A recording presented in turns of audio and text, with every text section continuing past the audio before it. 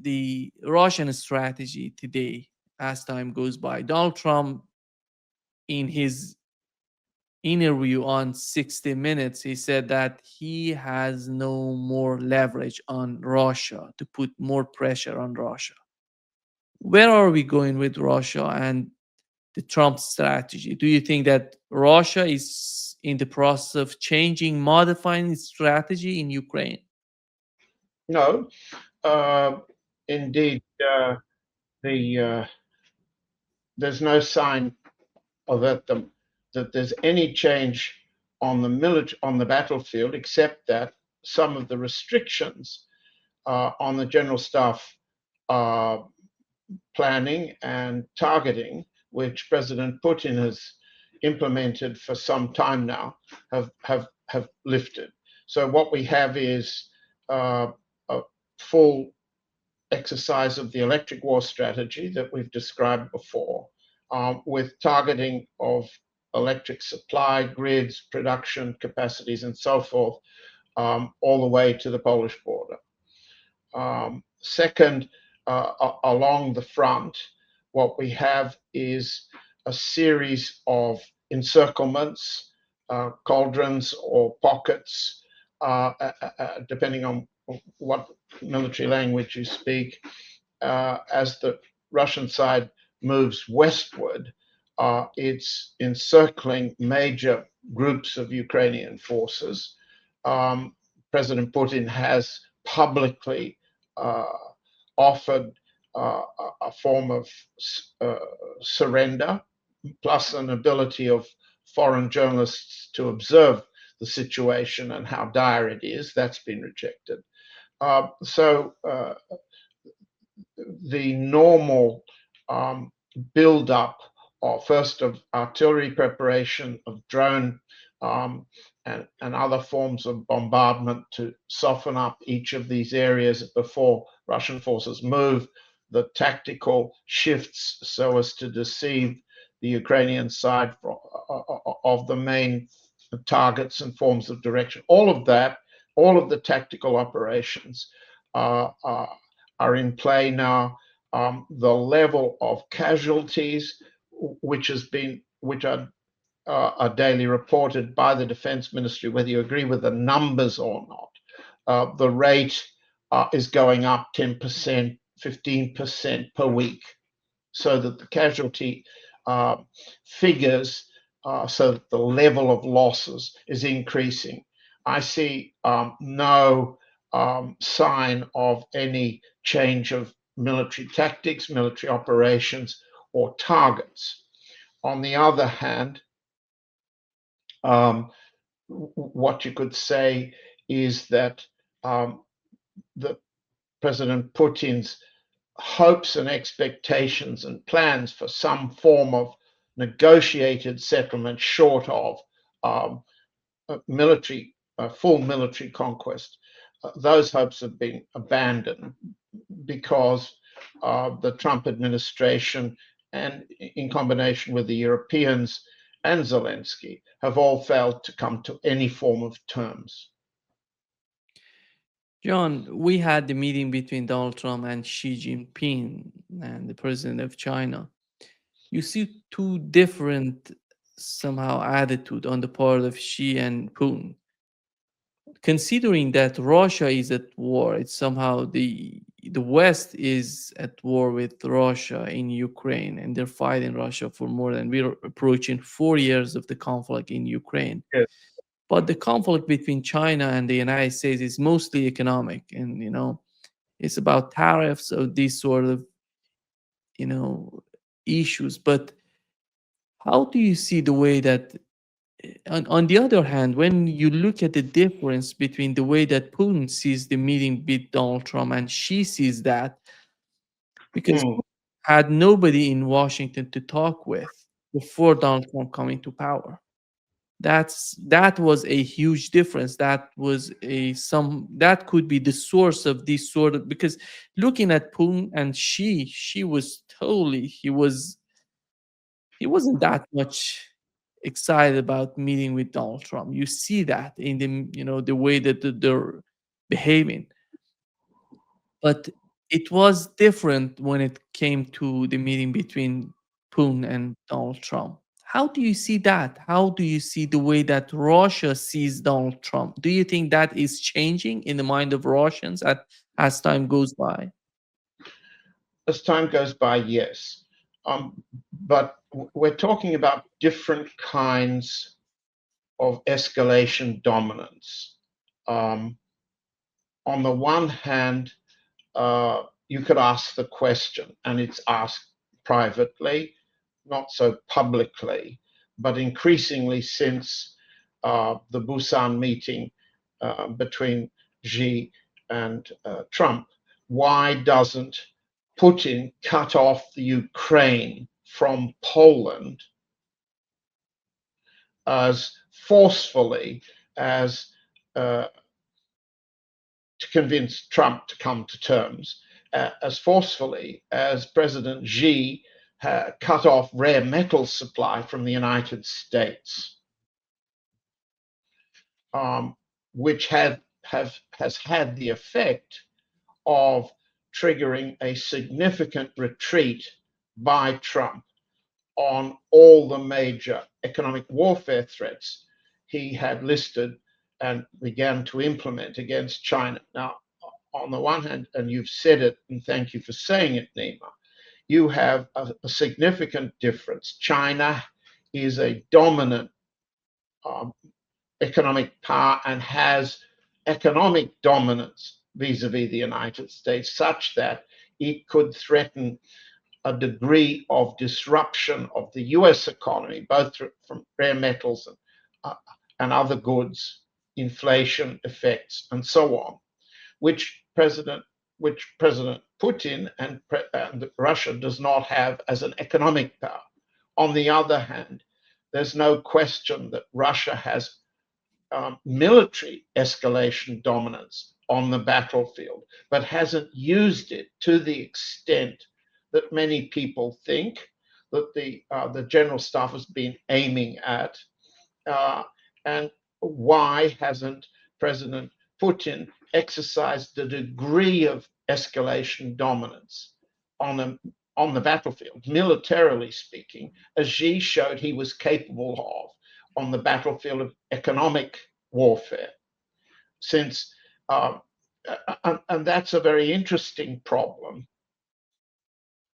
You also saw that President Putin, in his approach to Trump in Alaska at the Anchorage summit meeting in mid-August, showed a degree of how to say ingratiation towards Trump that Xi refused to show.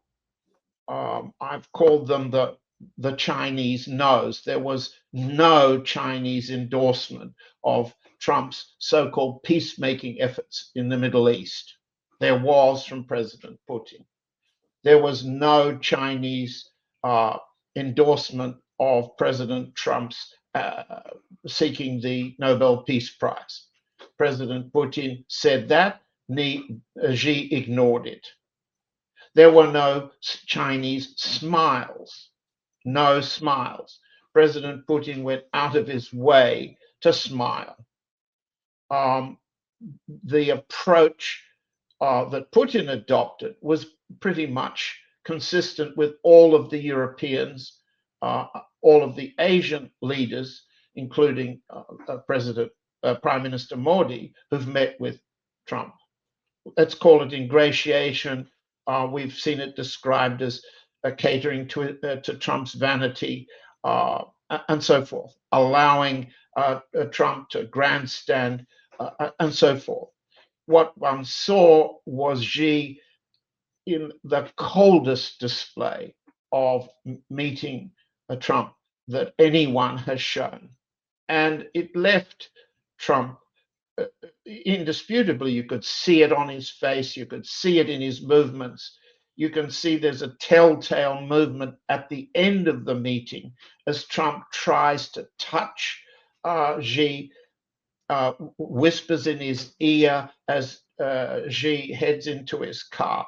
And then immediately Xi has gone. You see Trump walk off the stage, as it were, gesturing and moving much quicker. With Xi, Trump was awkward and the ingratiation was reversed. Why did President Putin act differently? And what benefited Putin or the Russian side on the military battlefield for acting that way? And the answer is he gained nothing. Therefore, he's learned a lesson. One gains nothing. Now, what I've done is, in preparation for today, I looked at the way in which the Trump White House has issued fact sheets after each of their meetings with significant allied leaders and with Xi. From August the 16th until today, the White House issued 36 fact sheets. They call them fact sheets. And each of these have been issued to document and itemize the terms of agreement which Trump officials say they've made with each of these head of government figures that they've met. 36 of them. They issued one in September 5, for example. Since the meeting in Alaska, August 16, they've issued 36. One in September 5 with the Japanese Prime Minister, then September 19 after Trump met with Prime Minister Keir Starmer of the UK, on October 9 after Trump had met with Finland's President Alexander Stubb, on October 20 there was one after Trump had met with Prime Minister Albanese of Australia to sign an arms, minerals and trade agreement. And then between October 26 and 29, there were terms of agreement that were spelled out in these fact sheets at Trump's meetings with heads of government in Malaysia, Japan, and South Korea. Then finally, on November 1, the White House spelled out in a fact sheet what the White House says Trump and Xi agreed at their meeting 48 hours earlier. There were 10 points listed as Chinese actions, 5 points American actions, and 5 other points which the US side claimed, but the Chinese haven't confirmed. But there's not a single fact sheet issued identifying anything Trump and White House officials say they've agreed with President Putin. No terms of agreement between the US and Russia since August 16 summit. No terms of points of agreement they followed up with in their telephone call on October 16. Now, that tells you a number of things, and it explains, I believe, a number of things. Remember that, and we've said it on this program, the Russians issued a 32-point detailed plan, points, terms for settling the Ukraine conflict. I can hold it up, but it was issued publicly, published at the beginning of June, just before the last meeting between the Ukrainian side, the Russian side in Istanbul. The Russians have published their 32-point plan. The Ukrainians plus the US and the Europeans have reached a 22-point plan, according to General Kellogg, the intermediary between the Trump White House and the Europeans. That's never been published. So there's no shortage of public understanding of what the Russian terms are. There's simply been a refusal on the US side to explain what the terms were. Now, one explanation for the absence is that Trump has never agreed to any of the terms Putin discussed with him. Another explanation is that Trump agreed with Putin and then changed his mind. A third explanation is that Trump vacillates.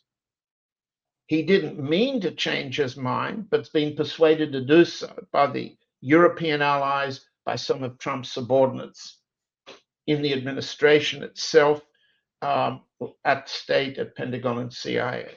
A fourth explanation is that Putin has aimed to preserve escalation dominance on the battlefield while allowing Trump to appear that he and the European allies aren't losing the war.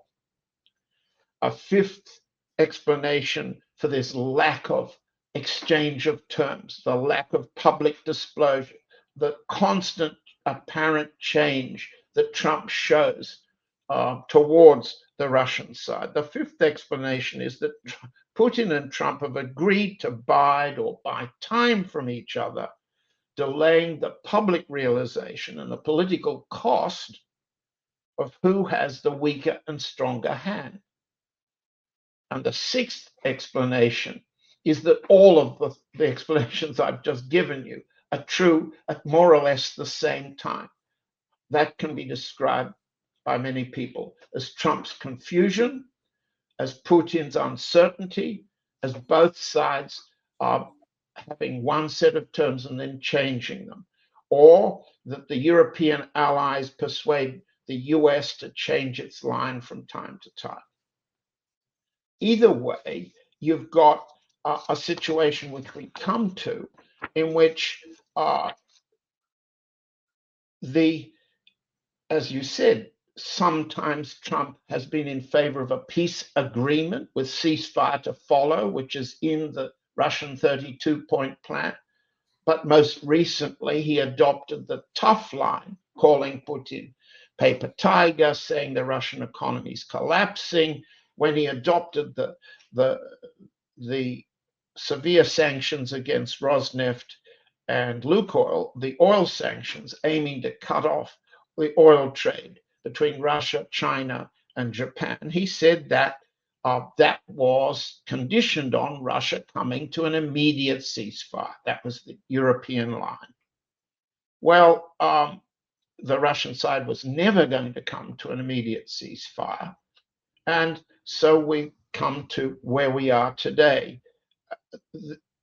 I need to point out that what you see when you look at the way the White House looks at these things, President Trump's job approval in public opinion polling up to today is his job approval is getting lower and lower. In other words, American voters aren't paying attention to the details of these negotiations.